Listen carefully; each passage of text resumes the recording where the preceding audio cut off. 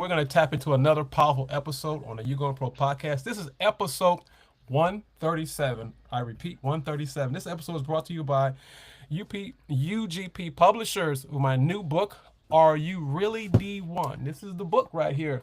Hey, this book would challenge baseball players that are chasing the hype and start building habits that actually can translate to the next level. If you want to go D1, D2, JUCO, whatever the case may be. If you think that you want to be a D1 baseball player, this book is for you. It'll help you evaluate your discipline, your mindset, your preparation that actually meets your dreams. If you want it, get a copy. Go to www.rud1, that's A-R-E, the letter D1.com, rud1.com. So stay tuned because our guest today will explain something that most high schoolers, JUCO, D1 players want to learn. It's called hitting.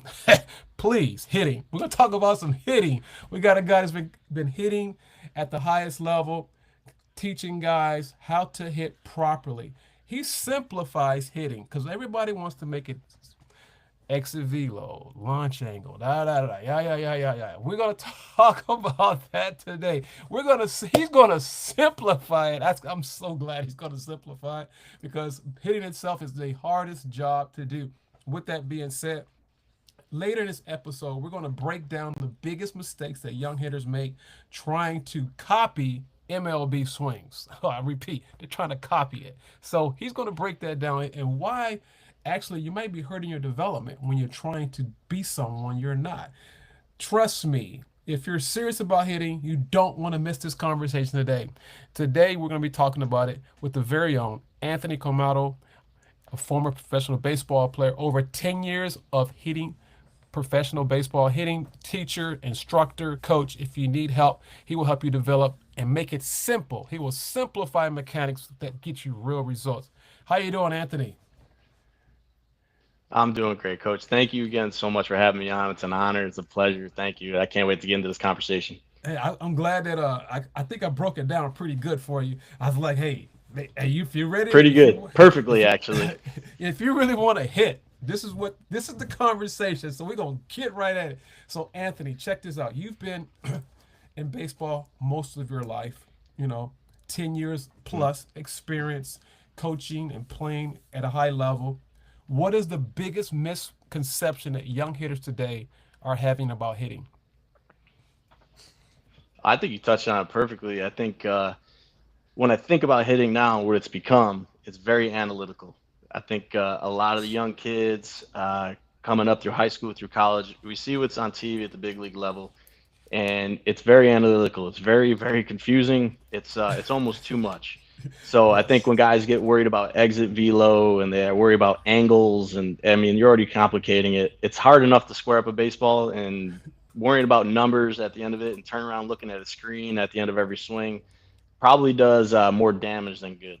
Yeah, I think that you hit it perfectly, because that's why I wanted you on here because the one thing you put on your Instagram, you say you make hitting simple. You make it Yes. simple. I like that because baseball itself is one of the hardest sports to play. It's hard within itself.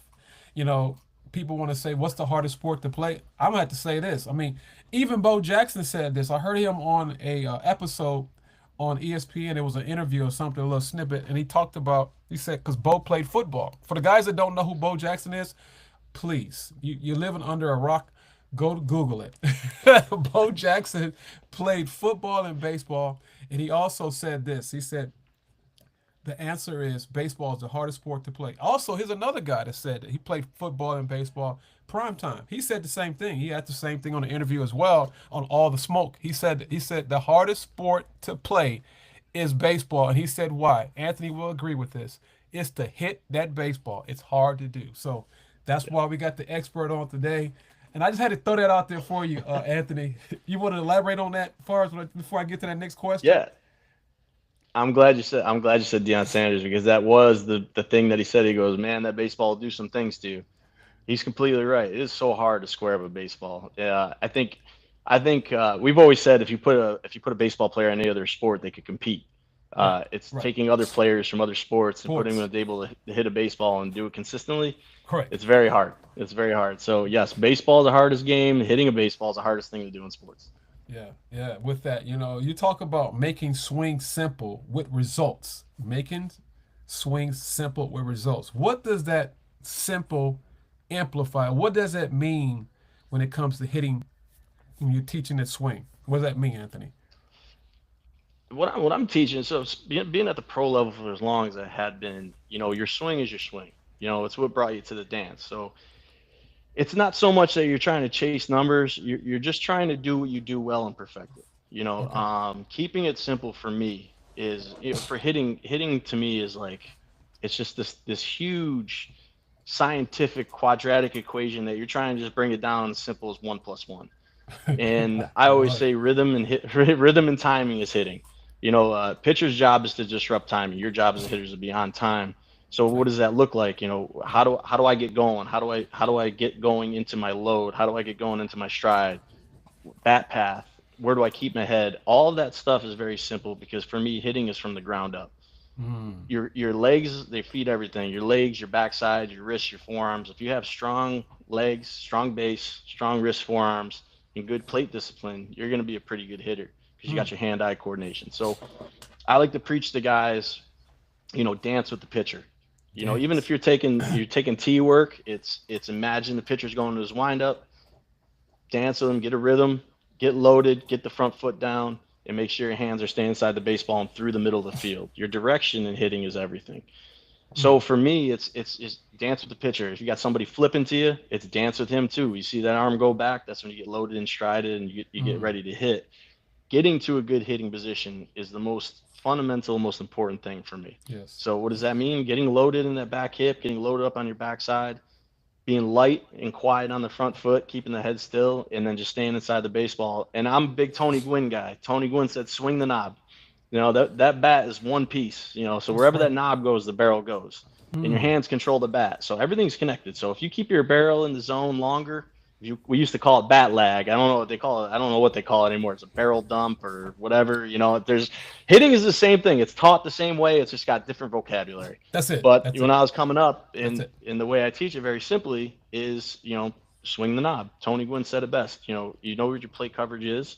You know the direction. You got to stay gap to gap. Gap to Right. gap is the middle of the field. So if you're attacking the middle of the field, if you're attacking the pitch where it's coming from, you're going to put yourself in a position to have greater success in making solid contact. I It's like that. baseball. You're going to hit one on the screws and it's going to go right to the second baseman or shortstop, and you're going to catch one off the end, off balance, but you kept your hands back. Right. You're good enough to stay through the zone, and you serve one in the left field or to right field, and you're giving Cool. yourself a chance to be successful. So being as simple as possible is the greatest way to go. And luckily Simple. for me, I have a great group here with the party animals.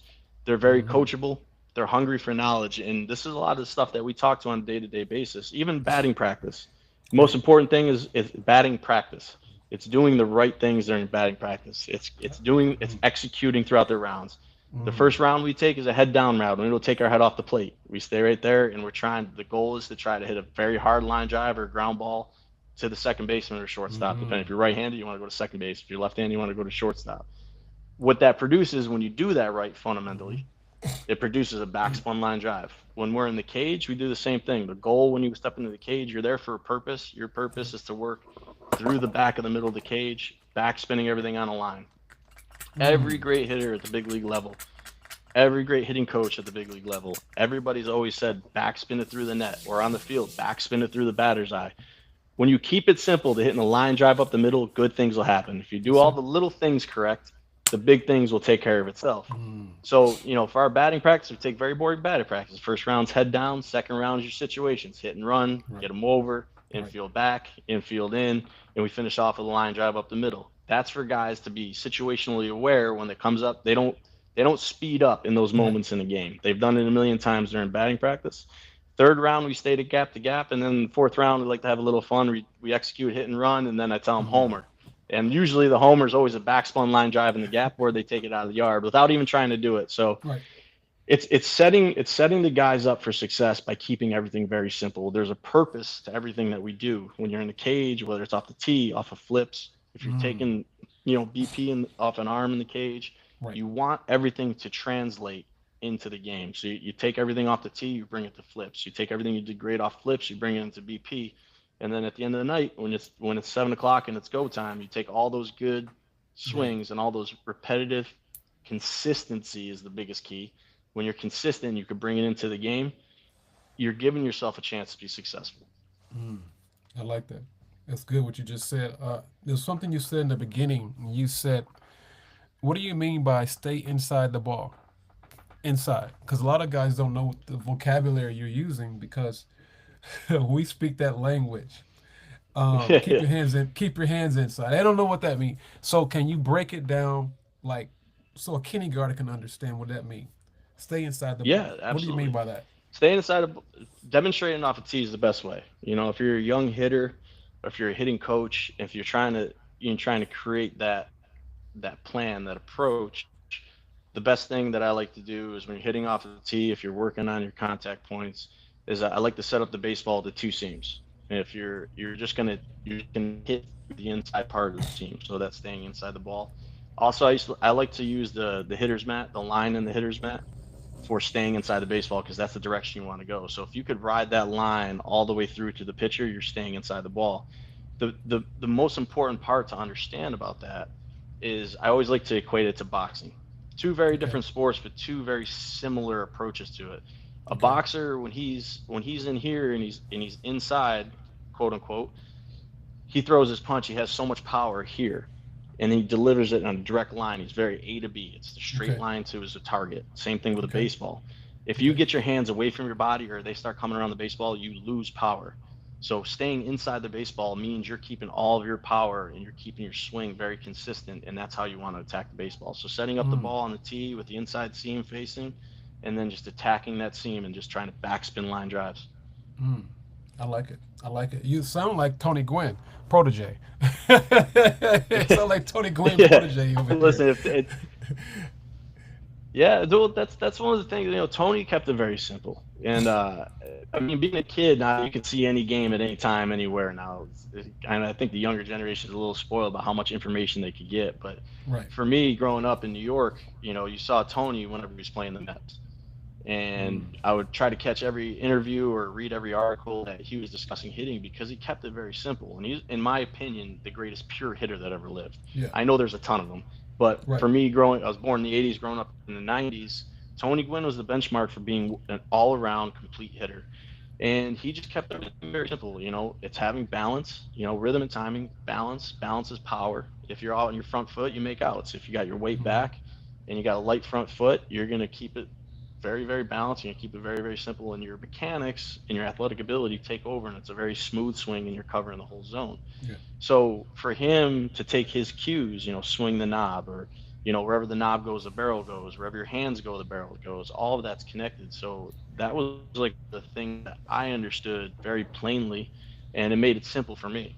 Because Yeah. if you try to do too much, or if you add too much information to hitters, it starts to become a jumbled mess, and then you start going down rabbit fix and swing, and you try to change things. Hitting's about adjustments. You Right. don't want to change anything. And if you hit a certain way, that's great. But if you get to a good hitting position, you're palm up, palm down in contact, and you're balanced, good things will happen. Mm. Well, Coach, I got a question for you. I call you Coach Anthony. Let me ask you this question: as a coach, just say you're coaching a game.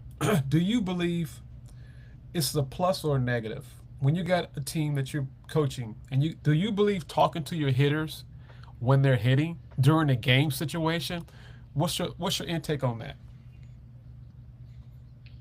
I believe in talking to them during the game. I'll usually, if there's an adjustment or a piece of advice I got, I'll do my best to pick the right time to talk to the hitter. But you have to know your players as well as a coach. You have to know Okay, what makes them tick. You got to know when you can talk to them and you can't talk to them, when they're there you ready go. to There you go. take in the information that you have for them. A lot of times, what I learned in pro ball when I got there as a player, and then when I transitioned into coaching, it was more so about having feel to get your point across, keep it simple, and you're almost kind of a psychiatrist in a way. You Okay, want to put things very simply toward them, stuff that they can grasp and take to the next at bat with them, and developing them through spring training, through practices. okay, Your early work, stuff like that. You're more of a psychologist than a hitting coach sometimes. It's okay. just everybody ticks at a different level, and you have to Right, know your guys to know right. which information and when you can give it.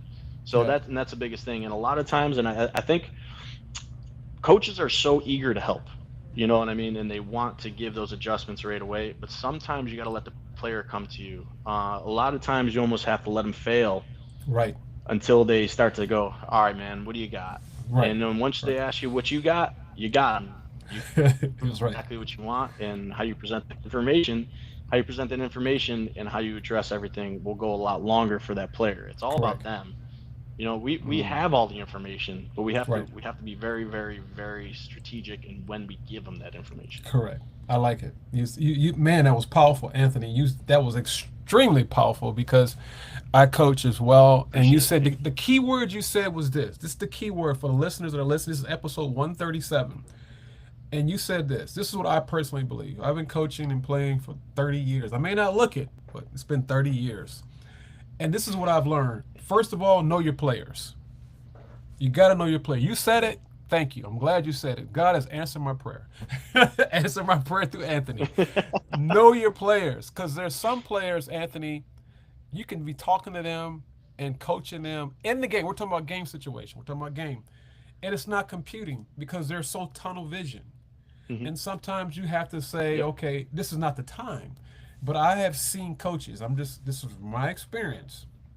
Most players, not all, but most players don't want to be talked to during the game. Now, we're not talking about corrections. We're not talking about modifications. We're not talking about adjustments.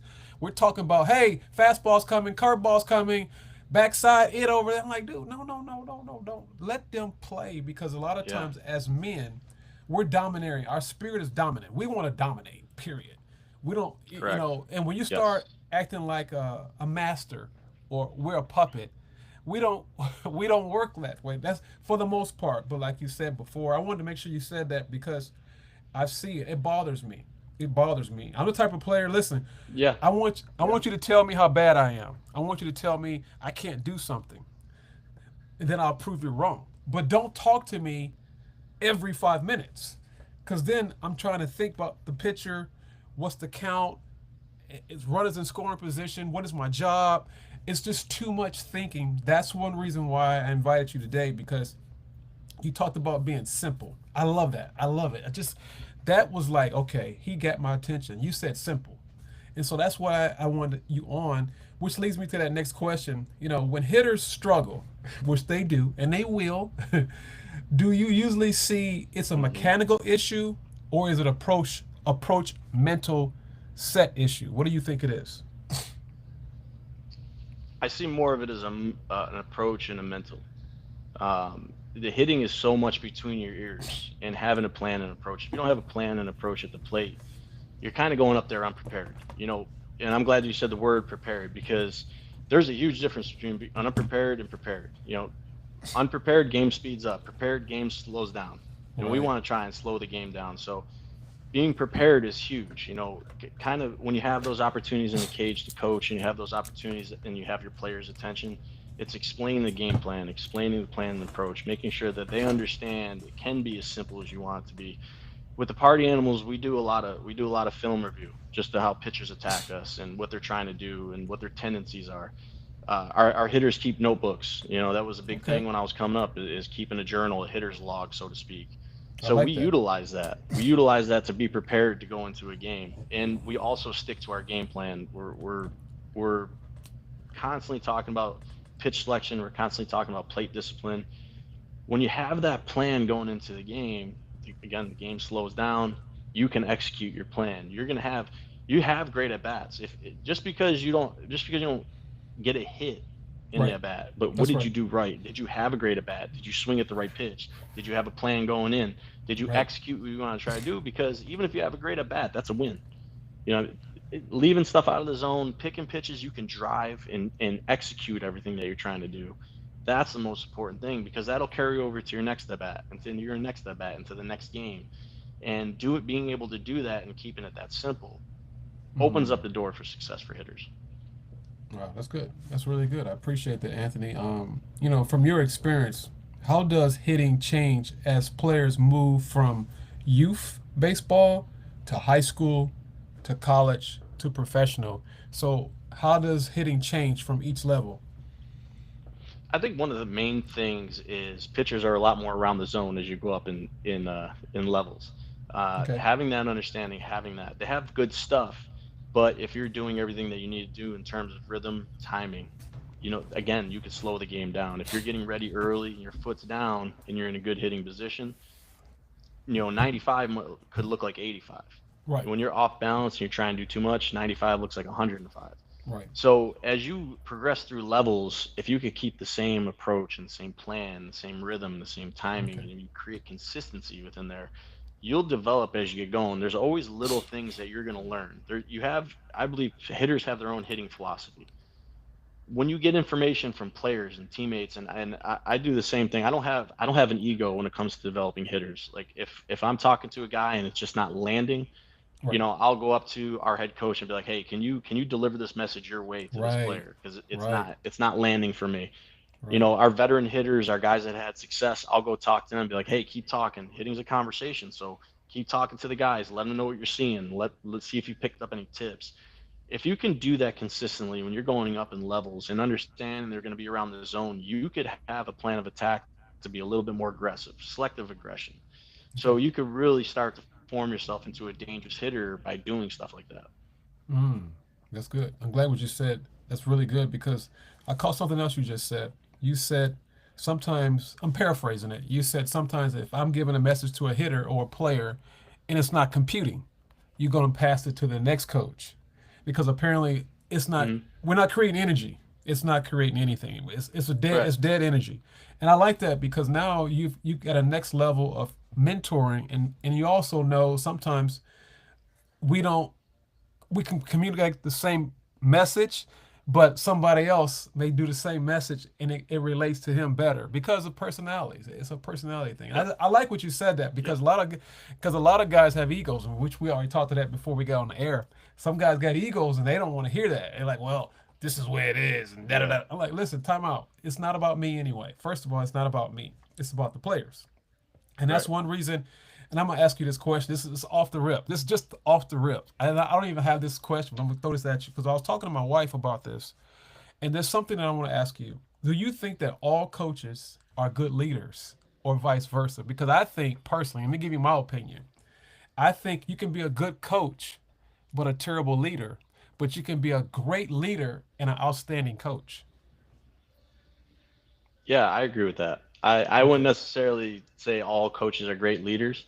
There's different leadership qualities that people possess. Correct. Some again, it's kind of knowing your players. It's kind of knowing where you can lead. You know what I mean? So it's no disrespect to the coaches Correct. that can Correct. coach but Correct. can't lead, or can lead but Correct. can't coach. Correct. It's everybody has a strength. Everybody has a That's right. strength. So Yes. finding out what your strengths are and how you can get the most out of your player is the most important Yes. thing. But I do Yes. agree with that. There are coaches out there that can coach, and but the leadership part of it, it's not part of their personality, or they Right. have the personality to be a leader and they get buy-in from their players, and maybe they lack on the coaching side, which I'm So, sure that's right. probably a terrible way to put it, but Right. maybe that's not a balance. So Right. but a lot of that comes from experience as well. You're gonna fail as a coach, and just like when you were a player, you're gonna fail, and then you Right. have to find Yes. ways to adjust, and you have to That's find right. ways to figure out how to get your point across. Right. So for a lot of the coaches, like, everybody has their own personality, everybody has their own style of doing things, Right. and you Right. have to, again, understand your players. And for me to walk over to one of my coaches and be like, "Hey, deliver this message when you get a chance," but I also Yeah. want to make sure that that coach is seeing the same thing I'm seeing. You know what I Yeah. mean? I Yeah. don't have all the answers. I don't claim to know everything. For me, I've been so blessed in my life from the time I was a kid all the way through pro ball that I've always had great coaches and players Wow. around me.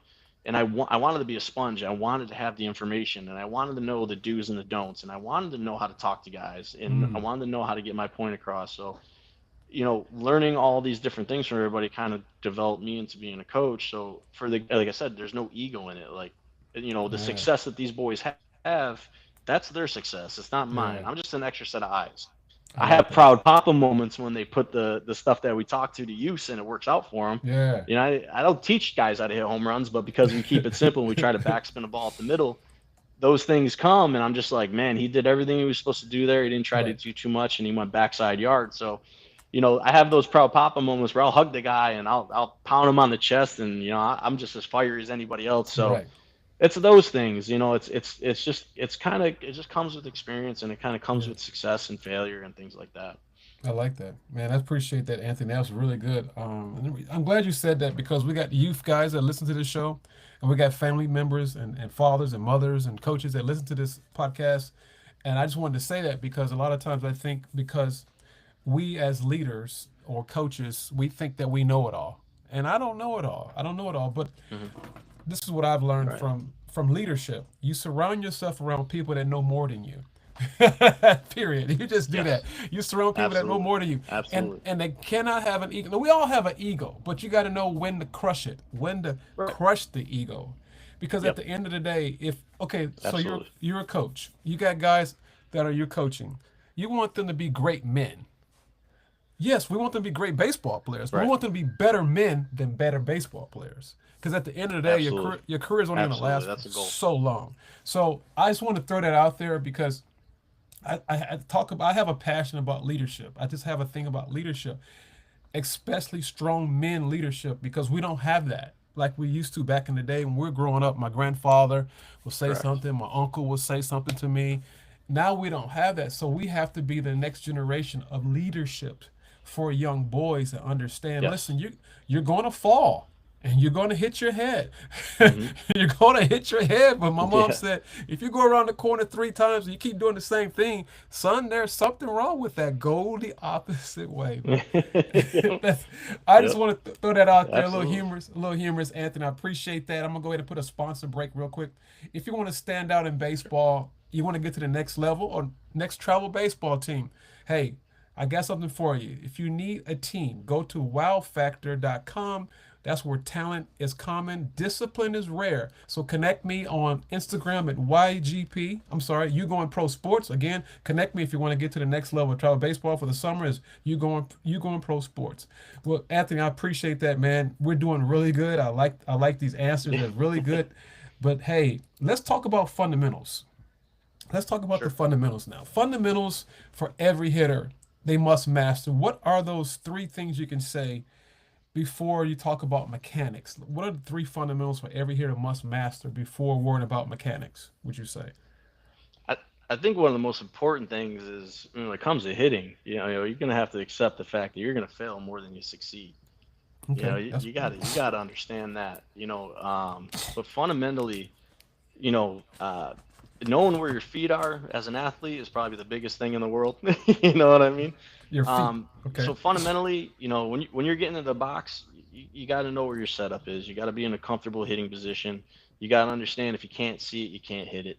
And then it's not so much mechanically, but fundamentally, how you grip a bat. You don't want to choke the bat. You don't want to make sawdust. You want to keep it nice and loose in the hands and your fingertips, so you get that whippy action. I think if you could get those correct at a very young age, it'll by the time the kid's 18, 20, and then entering, they're in college, they have that solid base, that solid foundation of here's the basics, do those correctly. I think a lot of young hitters, everybody loves a home run, right? right, Trying to do that instead of keeping it simple and doing the fundamental things and understanding what your mechanics are, understanding what you need to do at the dish, understanding what you have to do between your ears and what you're trying to right. do. Those are the fundamental things that I look at. Contact with the baseball is hard. You can't really Yes, do too much with it if you don't know what you're doing. right, So, getting the fundamentals correct, getting the mechanics correct, consistently making contact, you could graduate from there. You got to have that first, and then you could worry about your power, and you could worry about your direction, everything like that. Like those all come together, but having a baseline of doing the simple things easy and simple things very simply, that's the fundamental that every kid or coach, everybody should be concentrating on that, especially at a young age, because that's where you develop habits. right, You could develop bad habits very, very easily than you could develop good habits. So you want to make sure that you got the same good habits from a right, young age, so that when you do grow, when you do mature, and you start to come into your body, and you start to come into your tap into your power and everything like that, those fundamentals are there. Now you just work on what makes a hitter a hitter.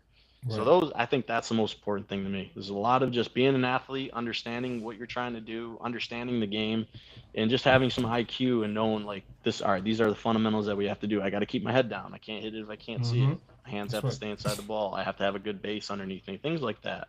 Mm. I like what you said. You said, keep your head down. And coaching high school baseball and travel baseball, that's one thing I've noticed a lot. A lot of times guys are hitting and they're looking up. They're not looking Hmm. down. Because that's something that Tony Gwynn talked about. I was a Tony Gwynn guy growing up. Tony Gwynn used to always say, keep your head down. Keep your head down. Keep your head down. And I see these guys, Hmm. Anthony, their heads always up.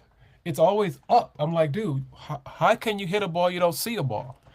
And they don't get that. Exactly. They don't get it. They're so concerned about launch angle, Hmm. launch angle, and you can't get the ball out the infield. I'm like, listen, time Right. out. Have you looked at how much you weigh and your bat path and your swing and your weight?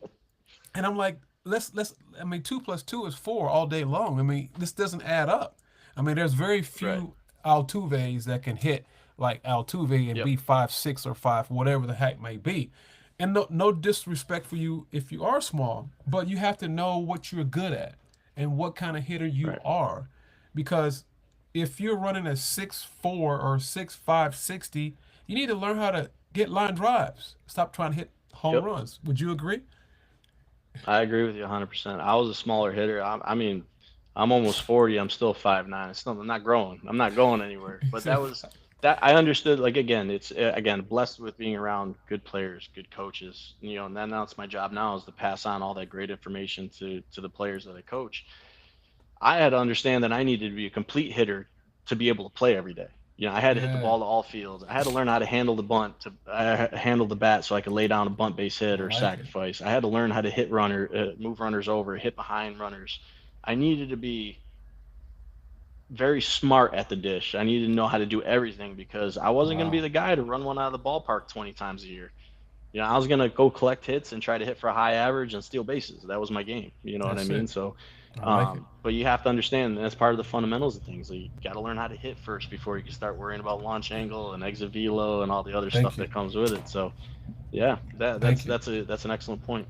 Are you And a this? and everything's Go ahead, Anthony. Go everything's ahead. connected too. It's when you got a good base under your legs, you got a good solid foundation, a good stance. Everything's from the ground up. It's connected. Mm, Whatever your hips do, your hands will do. If your hips are quick through the zone, your hands will be quick through the zone. If you mm, whatever your front shoulder does, your head will do. If your front shoulder's in the zone, your head will stay in the zone. So mm. knowing that from a very young age and having that education and understanding it led me to have whatever success I was able to have as a player throughout the different levels of baseball. Wow, wow. Episode 137. Hey, we got to very. I told you this is going to be a good one. Listen, you have seen so many great things about hitting. I've heard people talk about it, but you're simplifying it. You really do make things simple, Anthony. Keep it up, man. I mean, you're making it really simple because baseball doesn't have to be hard. Yeah, it's things Nope. that go through the game that is difficult and challenging because it makes it a game. But Yep. baseball itself is hit a baseball, catch a baseball, throw a baseball, score. It's Yep. basically it's that's what it basically is. But what happens is, and we talked about launch angle and the analyticals of it, and I'm all for that. But you said it too, and I agree. We're on the same page. There's some things you got to have some basic common sense fundamentals. Period. Before we Yep. talk about analyticals, we got to have some basic fundamentals. Because I mean, I've Yes. seen guys that trying to hit 330 out the park, and I'm like, dude, you haven't hit a fly ball in 3 years. What are we? I mean, I'm being sarcastic, but you know the Right. point I'm trying to make. Because I Yeah. think a lot of times they're so caught up in the major league baseball players. They're so caught up in the glamour and the entertaining, and that's fine. But my coach taught me this. He said, know what your tools are, master your tools. You can Yep. only I can't be I can only be I can only be Seville. You can only be Anthony. So when Right. I'm a player, I'm not the coach Seville. I'm Seville now. So Seville, you're a line drive hitter. You run a 6'4", 60. You have to get on base and get the first and get the third. That's the bottom line. Hmm. Don't try to hit the ball out the park. I'm saying that because a lot of these guys are trying to hit like Major League Baseball players. And, Yeah. and it's a compliment, but what mistakes do you think hitters doing today? trying to duplicate Major League Baseball players? What are some mistakes you see trying to copy That's a their great swings? question. That's a great question. I'm glad you asked that. But and like you said earlier, it's a hard game. But if you keep it simple, it doesn't have to be that hard. You know what I mean? So don't overcomplicate it. And I think while I did too as a young kid, I looked at hitters like Tony Gwynn, even guys like Derek Jeter. I'm a left-handed hitter. I always Me too. loved the left-handed hitters. Ken Griffey Jr. was the man when I was growing up. You could look at those players. You could be in the backyard and imitate them all you want. Right. That's fun. Right. That's the fun part. But when it comes down to being a hitter and being your own hitter and understanding what you do, I always believe you could look at a big league hitter and do the things that he does that you can do. It's like I always use Robinson Cano as an example. When Robbie was coming up and he was a Yankee, when he was going on a tear, I would study his swing. I would study him. But the thing I would look for is like I was like, what does he do that I can do? I can't hit Mm. like Robbie Cano. I ain't gonna hit like not nobody can. Robbie can hit like Robbie. You know what I Right. mean? Right. But what Right. does he Right. do? What does he do that I can do? And the one thing I noticed about Robbie Cano was that his load, his stride, he was early, he was smooth. It was like a calm before the storm. When he gathered or when he load, whatever the verbiage you want to use or compute in your head to make sense to you, when he load, everything was real slow and smooth, slow and smooth. The front foot would land soft, and then Right. his weight was back, and then he got Back. his pitch to hit, and then it was violent. Right. So for him, his rhythm and timing, I was like, I can do that. I can't Correct. I can't have the same results that he does, but Right. I could get myself ready to hit the way that he does. And I would look at Right. Jeter the same way. Jeter, I thought had really good rhythm and timing. I was like, okay, Rhythm. I could get a little rhythm in my swing. I can't inside out a ball and hit it on the line like Derek Jeter. I might not be Right. able to pump the ball into the opposite field cleats like Derek Jeter can. I could also do the same thing that Griffey does. Same thing. He had a little bit of wiggle in his hands. That was his timing Right. mechanism. So those little things I would take from big league hitters. Now, when you have Mm. these dominant hitters like Aaron Judge is the perfect example. You see a lot of people out there, they want everybody to hit like Aaron Judge. Well, Aaron Judge can only hit like Aaron Judge. He's 6'7". He's 200 and I don't want to be disrespectful, but he's a mutant. You know what I mean? Yeah. He Right. is. Right. God created He's him in the huge. lab. They chiseled him He's on. huge. Yeah, he's a man. He's I, huge. I can't hit like him, but there are little things in his swing, So you or can. there's little things in what he does that maybe I can do. And those are the Right. things I think kids should look at. Trying Mm. to get underneath the ball, he's got so much leverage. He's not really getting underneath the ball. He's just flat through the zone for somebody that's 6'7". But it doesn't look that way to us. You know what I Right. mean? So there's little things I think. I always watch your heroes. Always look at them, admire what they can do. But what can you do that they can do Right. to help you get to that level? Man, That's the biggest that's thing good. I think. That's good. Man, that's good. That's good stuff, boy. You giving us caviar right now. It's like No, caviar. I appreciate that. I could talk hitting all day. I love it. I Yes, do hey, actually this is do. like this is caviar, boy. I like it because I was just talking to one of my players, which I talked about before we came on the air. And I don't want to say their names, but we talked about those two guys I told you about. And I was like, we talked about my guy, right? And I'm gonna say my guy. For people that don't know, my guy is Barry Bonds. And so I'm 6'3". I'm 200 pounds, right? Lefty. And so, like you just said, I love Barry Bonds. So what I did was I was swinging a 34, 34 and a half in college, and I was late for everything. Anthony, late, Yeah. like late. I was like late, like 1989 late. And so I'm serious, Anthony. And so I decided to go down to a 32. And I'm six. Remember, I'm 6'3", 6'2". They're like, why are you using such a small bat? So I did what you did, what you just said. I looked at Barry Bonds. I said, well, look at Barry. He got a small bat, and he chokes up. Mhm. So I Yeah. may not hit like Barry, but there's some certain things that he do that I can implement in my game to try to hit better, so I can try to amplify or execute a great outcome. And that's Yeah. what I did. Because they're like, Coach, how do you hit with a 32? I said, why not? So I thought about Barry, and he always has his hands are always in. He stays in. Everything's in. He doesn't overswing. He's always Nothing. everything's in compact. Everything's in and compact. So I said, well, why are you trying to swing like Griffey? Just swing like you. And so That's once it. I learned how to do that, my swing started looking a little bit like Griffey and Barry all together, but it's my swing now. But I took that Exactly. from both of those guys, and I learned how to use my legs. I learned how to use my legs because I was Yes. just swinging with arms, arms, arms, and then I started hitting some rockets.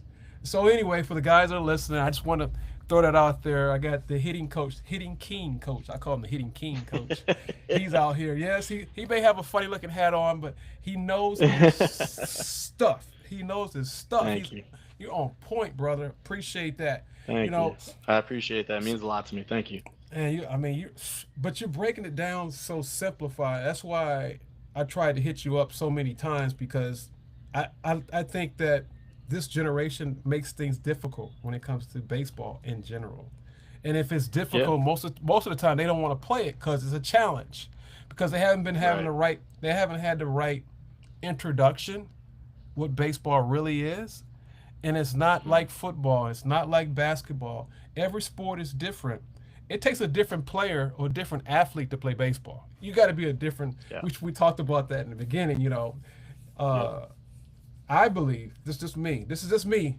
I believe that baseball players can probably play almost every sport. I didn't say we had to be Yes. great, but can everybody that plays football play baseball? Can everybody that plays soccer play baseball, or vice versa?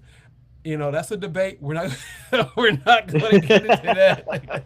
So people can say, "Well, Coach Laurie," like we're not going to get into that, but we'll talk about that later. But I just throw that out there just for a little nug. So, what does elite timing really look like for great hitters? Would you say elite timing look for a great hitter? That's great.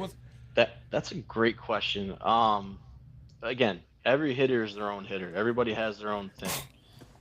Elite timing for me, what I believe, and nobody has to agree with it, Mm-hmm. but I think elite timing is we talked about it before. It's just dance with the pitcher. I Mm. know for me myself as a hitter, when that pitcher starts going in his motion, that's when I got to get my weight back and I got to get my front foot down early, probably as he's releasing the ball or before he releases the ball, because I want to see that thing deep into the zone. I want it to look like a beach ball. I don't want it to look like a pill. So for Okay. me, it's getting ready early. I always tell guys get ready early, because when you get your weight back and your front foot's down and your front foot's light and you're not jabbing into the ground, changing your eye level, your head stays still, your eyes stay still. So if I get my weight back, my foot down before that pitch is delivered or as that pitch is being delivered, Mm-hmm. I'm on time. I mean, you could throw me anything, breaking ball, anything, fastball Mm. at 100 miles an hour, I can see it. So for whatever works for a hitter for their timing, whatever gets them into a good hitting position where they're not out in the front foot, where they're not Mm-hmm. changing their eye level by jamming their front foot into the ground, that's what is elite to me. Finding your timing, finding your window, and with the pitcher where you could pick up the ball and you could see it the whole way through the zone. So for me, getting your weight back early as the pitcher's going into their windup or they're into their motion and getting that front foot down as light as possible before the pitch is delivered or Okay. as that pitch is being delivered.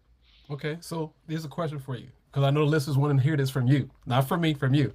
So, how do you make those adjustments based on the answer you just gave in the question? How do you make those adjustments from a guy throwing, let's use an example, 90 versus a guy throwing 75 in the same game? They start off with a 90 mile per hour fastball guy, straight just throwing cheese, right? At a high school level. We're talking about high school level. Hmm. Now they put a new pitcher in, throws about 75. Let's just do that number. How does a hitter need to learn how to make that adjustment to hit that from your perspective? So listeners take notes. He's going to give you some nuggets. Go ahead. One of the things I really love is standing in on pitchers' bullpens. Okay. I don't. I like to, whether it's in the cage, whether it's in the bullpen, or even in a spring training game. I don't know if sacrificing at bats is the right word or too sexy for anybody else out there, Right. but Right. again, hitting is timing, pitching is disrupting timing. So having different looks when you get to stand in on a bullpen, so you could find what your timing off the certain pitches are. Mine's always been try to be consistent. If you have consistency, you're going to continue to move up in levels. So if your timing is still consistent, and understanding that guy that's firing the ball, nothing's changing. You're still short, quick, compact, but your timing is early and you're ready to hit. Guy that throws less than that, your timing is still the same. Just understanding that you have a lot of time to let the ball get deep. It's the same thing with a guy throwing 100. You still have a lot of time. You're giving yourself enough time. So getting ready early is one of the things I always do, and utilizing different arms and different looks in the bullpen. even I know a lot of guys use the heater machine now. Crank that thing up and try to just get it to a point where you feel like, oh yeah, I'm on time for that. I can mash that. So there's little things you can do, but just being consistent to who you are as a hitter is the biggest thing. So you find something that works for you timing wise, but utilize all the things that are around you. Utilize whatever information anybody has from you. Again, you have your own hitting philosophy. Some days you take a little bit of this and a little bit of that and mix it together. And sometimes it doesn't work. You kind of keep it off to the side. So for me, where I found success was standing in on bullpens, also getting information from pitchers. Some of the best hitting coaches I ever had were the pitchers that played on my team. Hey, what are you trying to do to me there? You've seen me hit. Like, what are you trying to Right. do? Where do you identify my weaknesses? Wow. And then the pitchers want to let you know that they're better than you, right? So they'll say, oh, I get you out on this or I get you out on Right. that. Right. So it's Right. like they're giving you some intel that you could kind of take into the cage, or if that's what they're going to work on in their bullpen that day, that go get a look at it. Get Mm. as much information as you possibly can so that you could get back into the cage and put that information to work and into use. I'm writing notes, bro. I'm writing some notes. I'm writing some notes. I got tons of stickies everywhere. I got stickies here, stickies here. I got stickies everywhere. I love it. I But love it. the one thing that you said that I hope the listeners are really grabbing onto, and and this is just something that I believe in personally, but you said it as well as I do it every day. Um, Being prepared slows things down. When you're Hmm. unprepared, things speed up. That's the whole that's the whole heart of everything. Being Yes. prepared. That's the heart of everything in baseball, basketball, football, life, whatever, family. If you're prepared, you slow the game down. Yeah. Now the game's coming to you. Instead of when you're unprepared, you're going to the game. It's different Right. because now you're in a defensive mode. See, Exactly. Try to get too much. being prepared, you're in an offensive mode. You're ready. You're offensive. Hmm. And when you're unprepared, you defense. You got to catch. You don't know what's coming at Yep. you. You're like, Yep. oh, you embobulated. But I like that because you said pitchers disrupt timing. Hmm. Pitchers disrupt timing. So hitters destroy timing. Basically, they just destroy Right. timing. Hitters. So I like that, man. I'm gonna use that. I'm gonna use that in my arsenal. I'm gonna say, go to episode 37.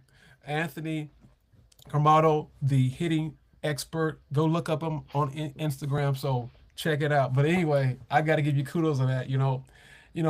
I know that as a hitter, there are certain things we had to do. But since you talked about your pitching coaches and things of that nature, how important is pitch recognition and approach compared to raw bat speed? I'm gonna repeat It's that very question. important. How important is pitch recognition and approach compared to raw bat speed? It's very, very important. When good hitters have good pitch recognition, good plate discipline. You're going in there playing the best plan and approach ever. It's something that I echo to my guys. Your plan, your approach, you're getting fastball middle away, inside to react to it, adjust off speed. But Derek Jeter, he was my hero growing up. Derek Jeter said, I look for one pitch, fastball down the middle. But he knows what the arsenal is.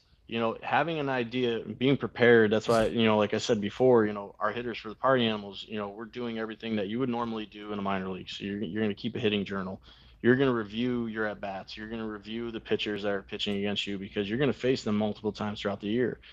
They're going to throw everything at you. They'll throw a kitchen sink at you. It's important to know what they have and how they're trying to execute it.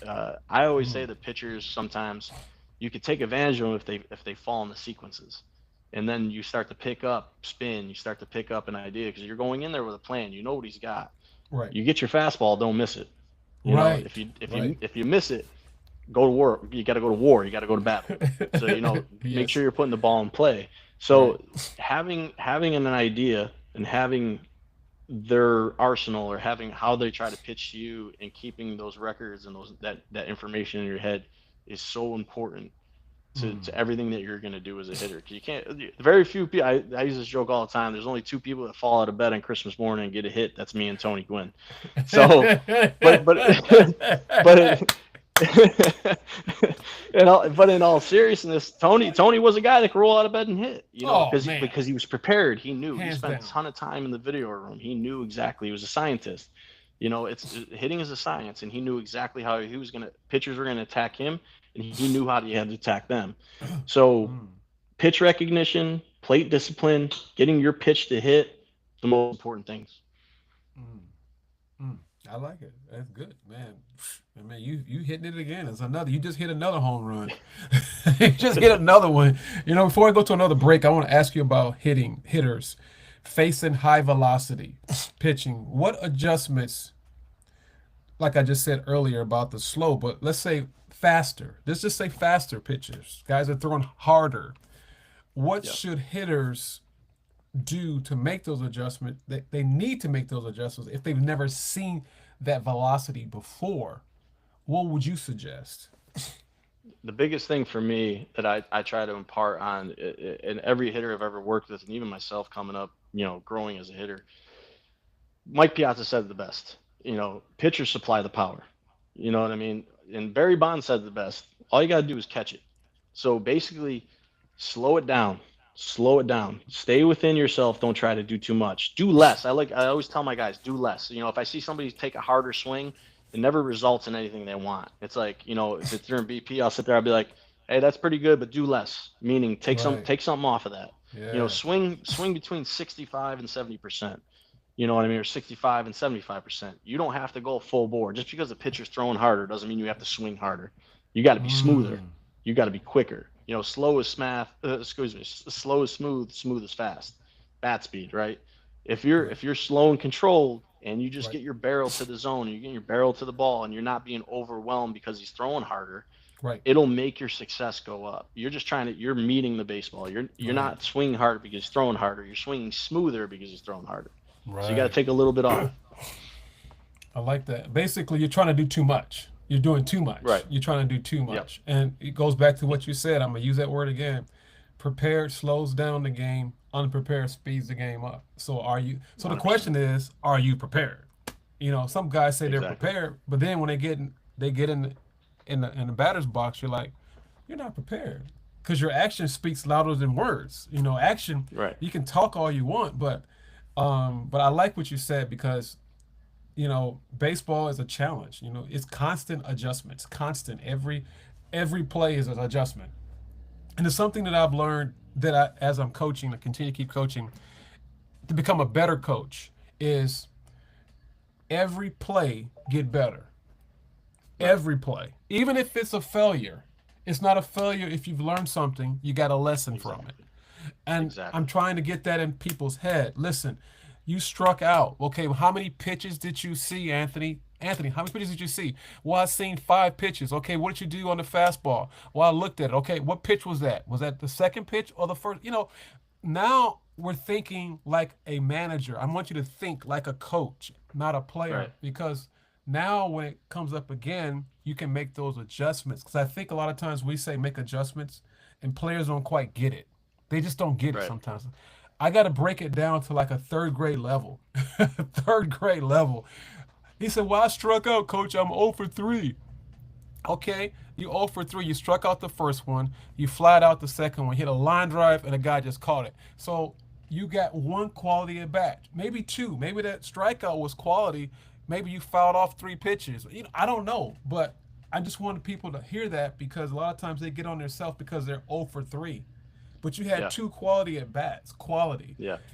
But I mean, you could talk about that too as well. So if you don't mind, elaborate on that. Yeah. That's basically how I've always believed it. That's basically when I talk to my hitters. That's basically it. You're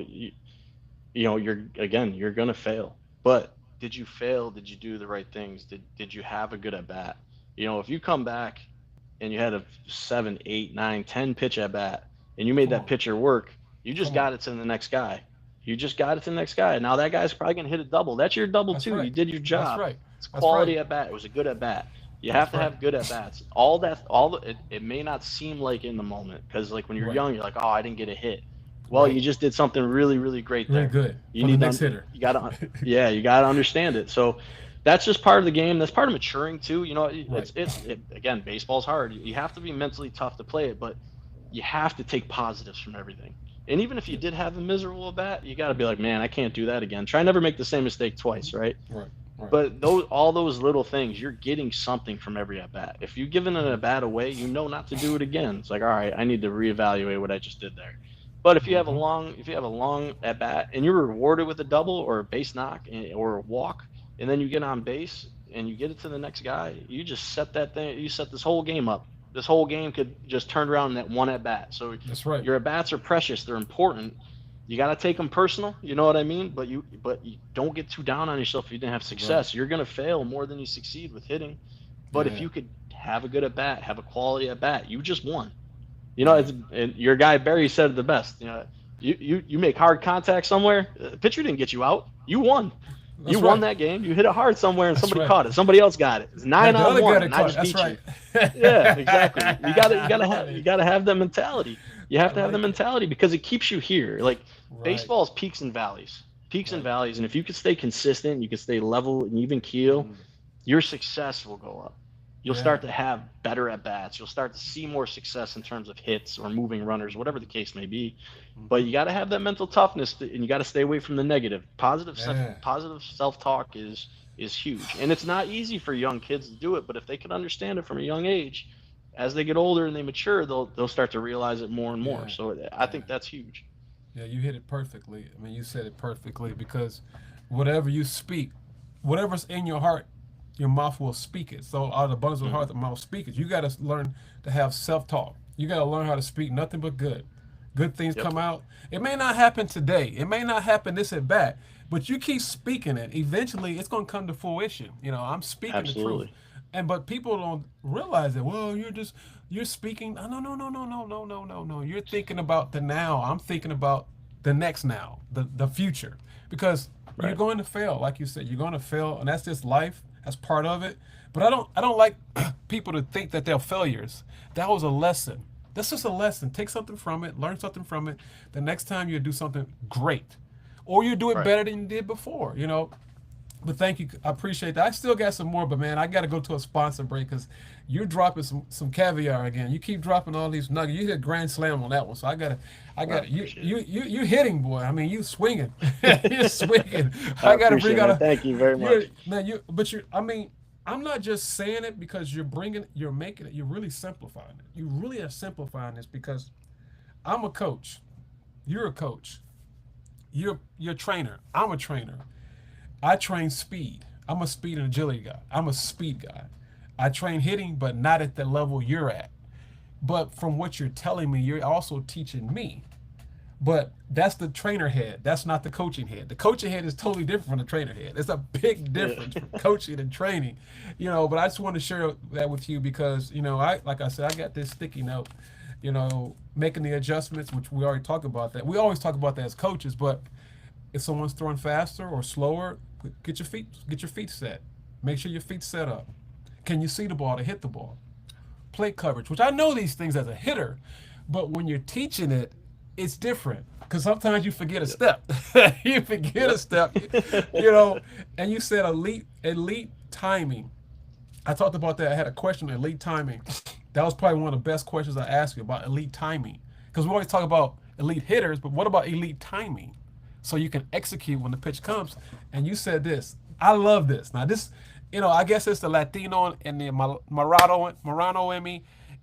It's dance with the pitcher. I'll never forget Yep. that one. I love to dance. So, Yeah. I dance for the Lord. I dance. I like dancing, but you said dance with the pitcher. And then, it's a rhythm. Basically, it's a rhythm. You got to learn how to have a rhythm if you want to execute the outcome you want to happen. But now this is a sponsor brought to you by, real athletes and our military armed forces, Air Force, Navy, Marines. They have something that they take all the time, and it helps recovery, and it's called Hoist. Hoist. They're sponsoring this broadcast, this episode. It helps keep you ready for the grind. So if the military's taking this, I think you should take it. I take it. It's another level of hydration. If you want to go to your local grocery store and get you a bottle. But thanks a lot for that. What separates good hitters from consistent hitters, Anthony? Would you say good hitters versus consistent hitters? What separates? Yeah, that's a great question. Because for me, there's good hitters, great hitters. There's a nugget that Albert Pujols had dropped years ago, And one of the things that he had said that what separates good hitters from great hitters, well, consistency is always going to separate you. You're having the same routine, getting your work in, working smarter, not harder. Understanding less is more. But you know, there's always good from quality over quantity. But outside of the consistency and outside of doing your job the right way, I think what separates hitters, those hitters that can make those adjustments pitch to pitch. Pujols said, great hitters adjust from pitch to pitch. Good hitters adjust from at bat to at bat, and that kind of really stuck with me because it kind Pitch of to it kind of pitch. locks you in. Yeah, kind of locks you in mentally. If you miss a pitch, you understand what happened. Then you take a breath, you step out of the box, you get yourself together, you get back in, and then you adjust to that. You understand now. You know what that pitcher's trying to do to you. He might go back to that because he made you look foolish, or he might try to sneak another fastball by you because you weren't prepared for it. So adjusting from pitch to pitch and a bat to a batter is to me what separates good hitters from great hitters. Mm, I'm writing this down. Pitch to pitch. But we can do that at every level. At every Yep. level. Because Yep. if you want to be elite, you got to do what elite players do. This is something that I've learned to do, and you've probably done this too, which you probably have because you're from New York. You're kind of crazy like me as well. I'm from Chicago. We Yep. always want to we always want to see ourselves where we want to go. So basically, at a high school level, you want to see yourself at the college level. Just use that for a metaphor. So you want to play Yep. like college players. You need to have D1 habits, not high school Hmm. habits, D1 habits. If you're at D1 Yep. level and you want to go play pro ball, you got to have pro ball habits. So then you have to start speaking to yourself and telling yourself, these are the things I need to do because I don't see myself as a college player. I see myself as a pro hitter. Whatever the case may be, it's just something that I've learned to do. Um, but what you said is pitch to pitch. I like that better than a bat to bat, a bat to a bat, because sometimes at bat, you miss some things. Hmm. You miss things. But if you take pitch for pitch, and like you said, now we're going old school. Anthony said it, and I agree with him. So if you got a problem, text me, DM me. He said, have a log, write it down. Now, a lot of guys don't want to log it down. They want to have their phones. I think there's something about when you put that pen, that sheet of paper, Anthony, and write it Hmm. down, the mind remembers when you write it. Yes, it It's just something does. about Yes, it writing. does. You write it down. But with that being said, you said pitch to pitch. I think that's great. I got a few more questions. I want to say thank you, man. You're doing a great job. If hitters are listening today and they want to improve immediately, like right now today, Anthony, you're the hit king. You're the instructor. You have been working with this for so long, playing pro ball. My question to you is this: how can they improve immediately? Give me three things they can start doing today they need to do. The the most important thing is be coachable. Oh, That's the most important thing. Have an open mind. You coachable. have coaches there that have experience, they have knowledge, and you know what? You could have the knowledge. You don't have to reach the highest level to have the knowledge because sometimes you look at the NFL. Sometimes the head coaches, the most successful coaches in the NFL, never played in the NFL, but That's they're true. they're really good coaches. So being coachable is the number one thing. That's the biggest thing. Coachable. Going along with being coachable is being positive. Understanding that quality over quantity matters, and understanding that when you're in the cage, it's not life or death. A cage is a laboratory. Your practice, you should be excited to practice every day. I loved going to practice because I knew I was going to learn something. Because you're never going to know everything ever. There's gonna be a lot of people in your life that give you really good things, and then that's what we talked about before. You're gonna develop your own philosophy, and a lot of that's gonna come from those outside sources. That's right. So being able to be coachable, being malleable, being able to actually work on adjustments that somebody's trying to give you is huge. Consistency is key. To be a good baseball player, to be good anything in life, you have to be consistent. It's showing up early. And I'm not saying if it's 10 o'clock practice time, you get there at 9:30. It's showing up early, 8:45, 8:30, 8:45, 9 o'clock. Get your work in. Develop good work habits. Develop good routines. Routine is everything for a baseball player. You have to have a routine. And you have to be stubborn on it too. You could adjust the routine. You add stuff in there. It's a lot of addition by subtraction when it comes to Right. hitting. Right. Finding a routine that works for you, understanding who you are as a hitter, what your strengths are, what your weaknesses are, working on those weaknesses, enhancing the strengths to become a complete hitter. A Hmm. lot of that stuff is important to what you need to do to improve day to day. Right. Come in there and you got to have a good attitude. And one of the things that I think goes along with it, and it may not make sense to people, but having baseball's fun. You know, have fun. Be a good teammate and have fun. That'll go a lot further in your baseball career than you'll ever imagine. Those are the things that you can do that you can control. You control your attitude, you control your effort, you control your hustle, whatever the case may be. Those controllables, you need to enhance those every single day. That'll get you better every single day. You know, Showing up with a good attitude, showing up with a work ethic. My dad used to tell me, he's like, days you don't want to do it, you got to do it twice as That's hard. it. That's right. So it's having that work ethic and that approach and having that mindset and just having fun with it. Like when you're having fun playing wiffle ball in the backyard, you're not thinking about Yes. anything. You're just having fun. That's it. That's the biggest thing. It's a kid's game. That's right. So just be a kid. Have fun. Mm, I like that, Anthony. It's good. I've got a few more questions before we close out. I mean, you've given some great information, and hitting is just it's one of the hardest things to do in baseball. I think. I don't. From my perspective, because I pitched when I was younger and I didn't like it. I just didn't like the pitch. I didn't like it. I mean, I was left-handed and the ball always moves. I didn't. I want to hit. I've always wanted to hit. Like you said, I played wiffle ball. Go in the backyard. Had my sister like this. It was just me and my sister when we were a little young until my little brother came, and I was like, just throw the ball, just throw it. Get a little yellow wiffle bat and a little white wiffle ball, and I like just throw it. I mean, I just remember those days. It was like the golden days. We just had so much fun, and I just wanted to hit Yep. it as far as I could and just run around like I was in the game, just run. You probably did the same thing. You probably did the same Absolutely. exact thing. It was just life was just Absolutely. different. Baseball is an enjoyable game. You can learn a whole lot from it. It reminds me of life a lot. You're gonna have ups and Yes. downs. Just got to keep on moving.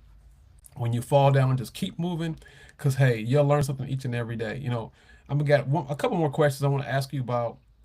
Playing under pressure. Like a big game. Just a big game. You play in pressure games because I know these hitters and these players are listening. They want to know how do you simplify your swing under big pressure moments. For example, just say you got a title game or whatever playoff game, and you're the hitter. What are some keys you can tell listeners what to do when they have that pressure moment? Yeah. Well, I always said pressure is a privilege. You know what I mean? And you got to have a mindset where you want the pressure. You want the ball hit to you. You want to be in the box 3-2, 2 outs, bottom of the ninth, game seven. Whatever scenario is the pressure cooker. And you have to want that spotlight. You have to want it very badly. But Okay. like going into a game in high pressure situations, it's very very important for hitters to understand. Like you put in the work, you've been successful. You trusted the process that got you there. Now trust it completely in a pressure situation. Don't try to do too much. Breathe. You have to breathe. Slow the game down. Take deep breaths in the box. You dance with the pitcher, but you also need to breathe. Take deep breaths. Keep the body fluid. Understand that you're up there for one goal. See it and hit it, and that's it. That's it. Simplify the pressure. Mm. So no matter what the situation is, just No matter what it is. no Simplify matter it. whatever it is. So I guess I'm just paraphrasing it. Take regular games and make it a pressure moment. So when the pressure comes, it's easier for you. So just Yeah. shift your thinking. Basically, you're shifting your mindset. Your mentality has to change. So instead of waiting for that moment to happen, prepare at practice. Every at bat, every swing, every defensive play, every stolen base is a big moment. So when Yep. the moment happens in a game, it comes easy. Is that what you're That's it. saying, Anthony? It's the old adage: practice like you play. That Hey, he just gave me a thumbs up because I've been saying this forever. I've been saying it forever. Yep. I'm glad you said it. I got a few more questions. We'll close out, and now we'll go get us some behind the scene things. I know that you are uh, a coach for the party animals, and I want you to educate us a little bit. What are the party Sure. animals? What is the goal and what's the mission for party animals, and for guys that want to future be part of that? What are some things you can share with us behind the scenes stuff? Yeah. Well, the party almost started in 2020. after the Bananas had been created, they were a college baseball league, college baseball team in the CPL, the Coastal Plain League, and they created Banana Ball. Okay. And they started to do Banana Ball throughout their games, and they kind of did it to just entertain the fans and do something a little bit different than people are Okay. normally used to. But it got to the point where they needed a team to play. So the Party Animals were created, and what we've become from 2020 to 2025, we've grown this brand. The Party Animals are a fun-loving group. They're kind of the bad boys a little bit. You know what I mean? We have Hmm. a running joke around here that the Party Animals are your mom's favorite team. We just have a lot of outstanding personalities, big personalities that love the game of baseball. They love playing banana ball. They love coming to work every day to get better. Um, I'm kind of being a proud papa, but bragging on these guys. But some of the greatest human beings I've ever been around. The clubhouse atmosphere. They're a family. They love each other. They're brothers, and they take that every day. We're with each other for 10 months out of the year, and we Wow. are a family. We're seeing each other more than we see our own family. So it's a fun Wow. loving group that wants to win. They want to play the game the right way. They want to go about their business the right way in terms of preparation. Um, they are professional athletes. Mm. This is their job. They get paid to do this, and they hold Hmm. themselves to a higher standard. And that's a lot of their pride and what they expect out of themselves, and what we as coaches and I'm sure ownership of the organization expects that out of everybody. But we take that very personal. So we want to be the best team on the field every night. We want to win every night. We do things throughout the week to make sure that we're prepared to go into the weekends in the series and win those games and put on a good show for all the fans that are Okay. coming to watch us. And we're just a bunch of guys that love the game, a bunch of guys that love being around each other. They're I can't say enough great things about the human beings they are, the type of teammates they are, and it's unbelievable that I get to come to work. I've been around a long time. I've been in clubhouses that are great. I've been in clubhouses that are not so great, and I've said it when I got here in 24. And I said it last year. We won the championship here. It's the greatest group of guys I've been around collectively in a Okay. very long time. They Thank just God. they get it, and they're fantastic guys. They're fantastic human beings. Their families, their parents, their significant others. They should all be really proud of them for the way they carry themselves every day.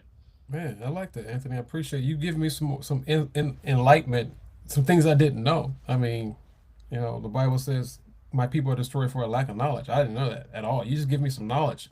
I appreciate that because I thought it was all staged, which you educated me about that as well. It's not staged, and most people probably do Nope. think that. They think it's like wrestling. You know how wrestling back in the Yeah. days.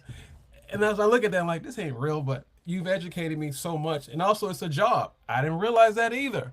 I didn't know they get Yep. paid. I didn't know that. So, Yep. I appreciate you saying that. But, is there any other, is there a couple players that the listeners would know that do play with your party animals, that just a couple names that people can say, well, hey, he plays with the party animals, or Banana Ball? Is there anyone, is that against the regulations to say their names, or is that something No. No. possible? Yeah.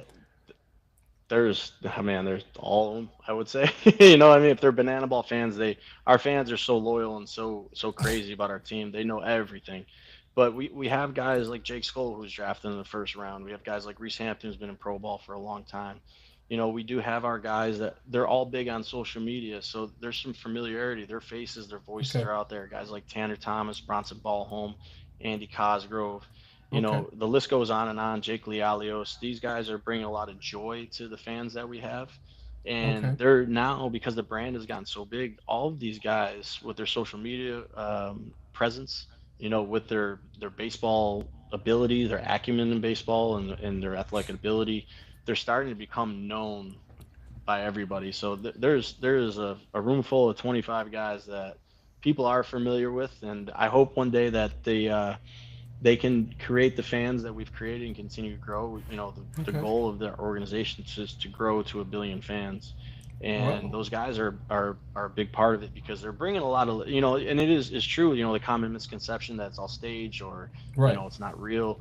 Right. The competition you're seeing on the field is all real. Everything around it is entertainment. It's for the fans' enjoyment. But we are playing a game and we are trying to win it. We take a lot of Okay. pride in the fact that we won the championship last year. Okay. These guys are out there. Like I said, it is their job, and they're out there every single day. They're trying to put on a good show, but they're also Trying to win. legitimizing legitimizing through their ability and through their baseball that this is, you know, it's a war. You know, they're going to war, so to speak. You know, they're going to battle and they want to win every night. So these guys do such a great job of come prepared every day and ready to work both on the entertainment side of things, but also on their baseball. So, you know, they're legitimizing the sport. You know, it's getting to the point now where, you know, we talk to fans after a game, we sign for fans after every game, and parents that are bringing their kids, they might not have all the knowledge, and they'd Mm-hmm. be like, man, I just thought this was one big show. Is like you guys could actually really play, and I've always taken Right. the joy of being when guys come up to me, I'm like, man, those guys get hit. And I'm like, yeah, they get Right. hit, they can play.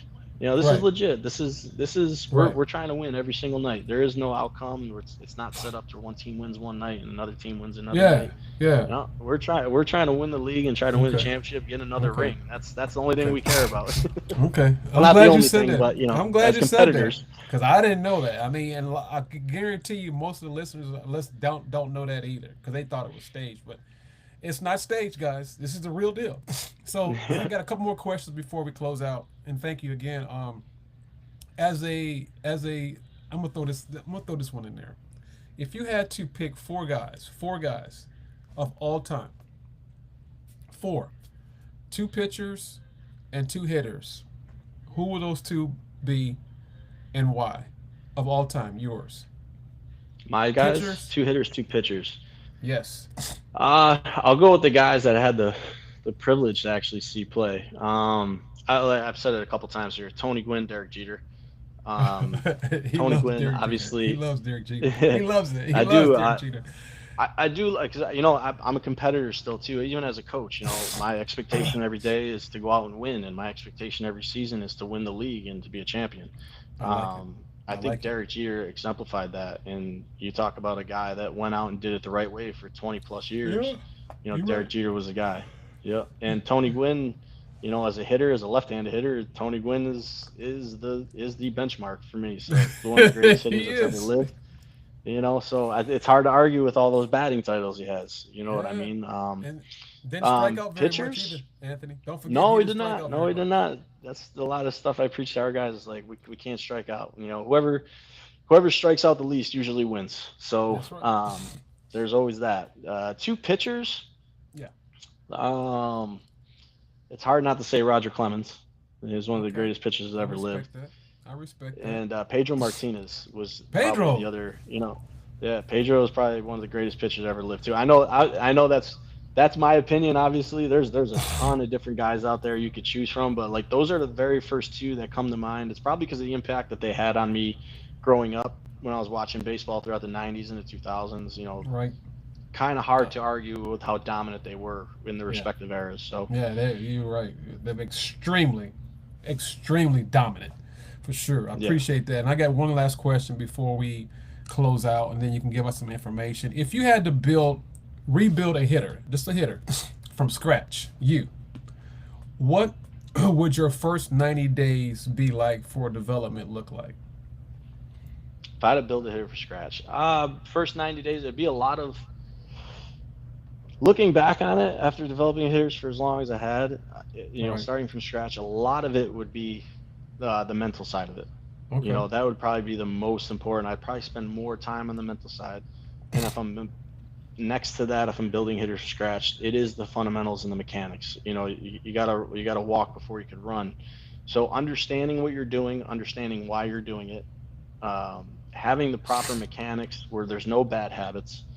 You know, if you could build that and it's consistent, you're going to end up with a pretty good hitter at the end of the day, I believe. Mm, I like that. Appreciate that. If So you don't 90 mind, days, 90 yeah, days. 90 Now you days got is 90 what. days. You got 60, Anthony. You got 30 more days. We got 30 more Say, days. yeah, now we start going into plan, approach, everything. Okay.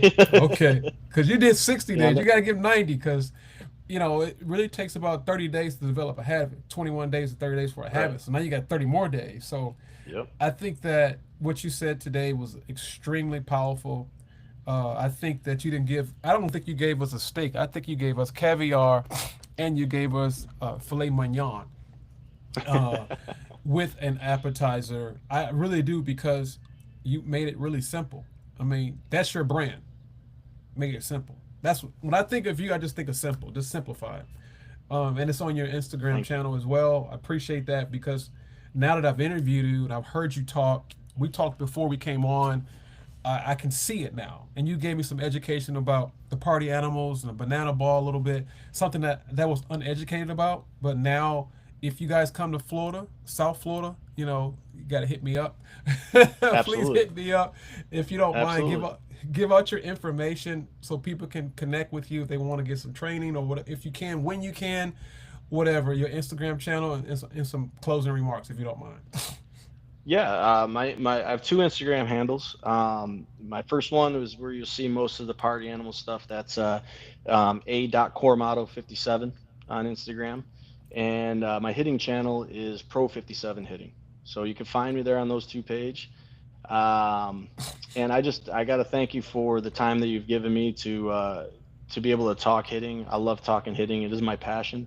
Yeah. Um, I'm very thankful that that is my passion because I believe everybody has to have a passion and a love for Yeah. something, and hitting is truly mine. And like I said, I don't know everything, but again, it's just homage to all those great coaches and players I've had throughout my whole life that have developed me and got me to this point. And I'm very thankful for all those Hmm. those those men that had an impact on my life and got me to this point because like I said earlier, everything that they've given me, it's my turn to give it back to baseball Thank and you. give it back to banana ball and give it back to the youth at every Yeah. level, at every level. I So appreciate that, man. I really appreciate you having me on. Thank you so much. I Yeah. appreciate all the kind words and the compliments. It really Yeah. does mean the world to me.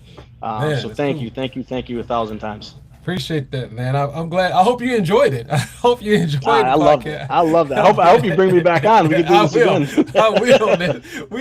We could chop it up some more, but it was really good, man. I was like I said, I really did enjoy it, and it's not what you gave, it's how you gave it. You simplified it. You really simplified it, man. I really appreciate that as well. If you guys are in South Florida, please, you got to hit me up or something. I'm gonna have to send Absolutely. you send you my direct information.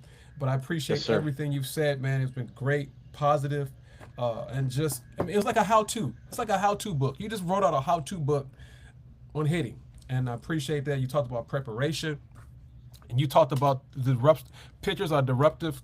They try to disrupt timing, and we try to destroy timing if you're a hitter. You talked about some stuff that's in my book, coachable, positive, consistency, and you said pitch to pitch. Now that's the part I just love. That's the part I love. That part right there, pitch to pitch. I mean, I got feet set up, can't see it, can't hit it. Keep a journal, consistent. I got notes all over the place. I love Hey, it. I I love it. appreciate it, man. I got all these notes, man. I appreciate it. This has been a blast. Episode 137. Very own Anthony Camarato. Hopefully I pronounced his name correctly. If you guys want to hit him up, check out his Instagram. If this episode has helped you understand hitting in a deeper level, review it over and over and over, and it tells you what to do. Also, with that, if this episode you liked it, tag me on my Instagram, tag me. It's you going pro sports, and also tag Anthony as well. Show some love. Hey, he's got the pro level insight. He got the pro level ins and out. He has it all. So if you want a copy of this best selling book, grab you a copy. Are You Really D1? The book is Anthony's called Are You Really D1? Because everybody think they're going D1. Everybody. Yeah. You know that. So if you want a copy, go to www.rud1, that's AREYOUD1.com, and start building your habits to match your goals. Hey, this is Coach Laurie. I hope this is something you enjoy. Episode 137. We talked about the 5 deep conversations about hitting. If you want any more information and want to go deeper, go to my Patreon, patreon.com/Coach Laurie. Hope to see you on the other side. Thanks a lot, Anthony. Appreciate it, brother.